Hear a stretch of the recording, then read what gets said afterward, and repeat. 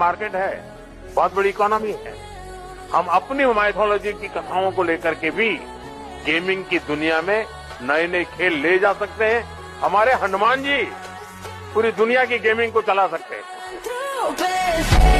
मोदी जी के इस बात से प्रभावित होकर मैंने किया एक फैसला, मैं बनाने वाला हूँ द हनुमान जी गेम। तो हेलो फ्रेंड्स, मेरा नाम है समीर सिंह और मैं हूँ एक 12th पास स्टूडेंट। ना मेरे पास कोई कोडिंग की नॉलेज है और ना मेरे पास कोई भारी भरकम पीसी है, पर मेरे साथ है एआई के साथ और बजरंगबली का आशीर्वाद।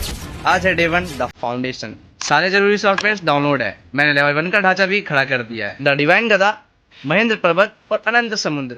अभी ये सिर्फ बेसिक ब्लॉक्स है, पर एआई की मदद से मैं ऐसी डिटेलिंग कर दूंगा कि आप लोग देखते रह जाओगे। इस मुश्किल सफर में मुझे आपकी साथ की जरूरत है। फॉलो कीजिए इस जर्नी को और इस वीडियो को इतना शेयर कीजिए कि हर भारतीय तक पहुंच सके।